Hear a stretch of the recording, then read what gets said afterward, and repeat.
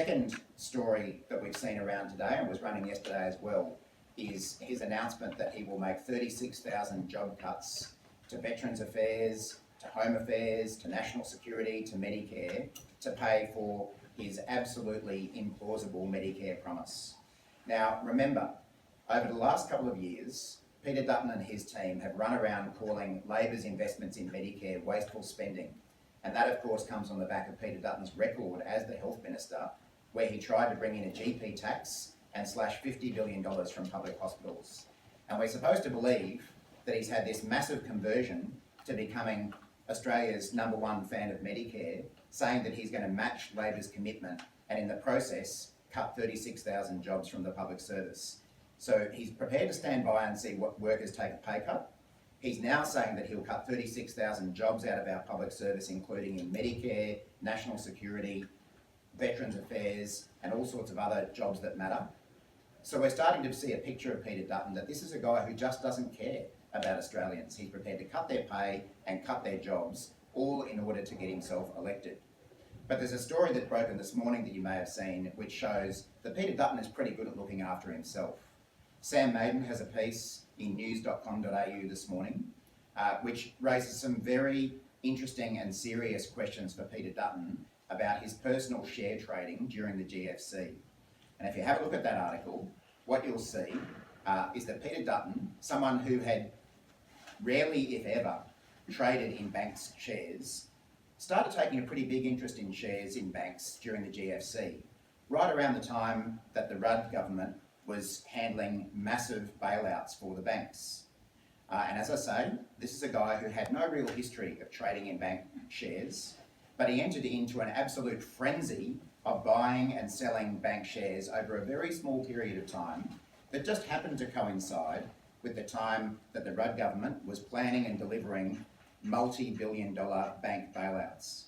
In fact, Peter Dutton, the records show, bought a substantial number of shares in 3 of Australia's leading 4 banks at a day when their share value was at a record low. So while the rest of the market was selling shares in the big banks, who was in there buying those shares but Peter Dutton? And that just happened to be the day before the Rudd government announced a multi-billion-dollar bailout for the banks. Now, at the time, the government was briefing the Leader of the Opposition extensively about its plans. And what we don't know is who knew about those bank bailouts before they were made. So I think there are some very serious questions for Peter Dutton to answer about his personal share trading. What shares did he buy? Exactly when did he buy them? How much profit did he make on these share trading deals? And also, what access did he have to sensitive information that wasn't available to the rest of the Australian public? Peter Dutton is someone who's demonstrating that he'll cut workers' pay, he'll cut jobs to get himself elected, but when it comes to looking after himself, he's going to put himself #1. Happy to take any questions. Minister, Labor would know, because Labor was in government at the time, who it briefed back in those days that those decisions were being made. Do you say the Leader of the Opposition was briefed?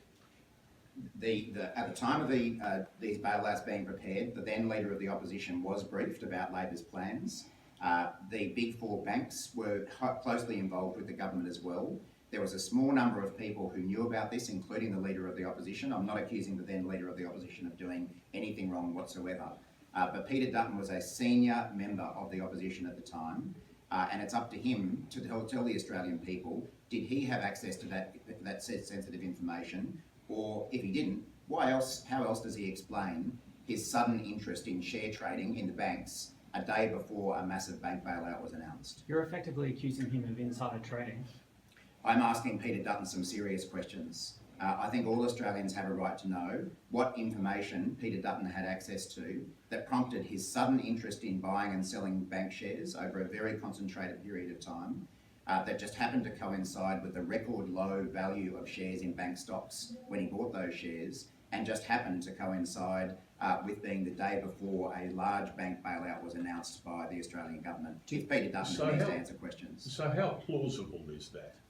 How plausible is it to you that a senior figure in federal parliament could make those trades and not know what the government was doing? I think it is highly unusual that we see a senior member of the opposition at the time, who has no history of buying and selling bank shares, all of a sudden take a great interest on the day of a record low share value and the day before a large bailout is announced by the government that only a very small number of people knew about.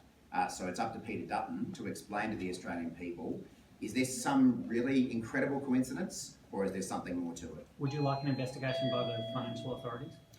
Well, I'm not going to direct the financial authorities as to what they can do. They can look at this matter for themselves and decide whether it warrants investigation. But I think this is a very serious issue, and Peter Dutton needs to be answering questions about it today. How does it reflect on his suitability for the office of Prime Minister? Well, as I say, I think what we've seen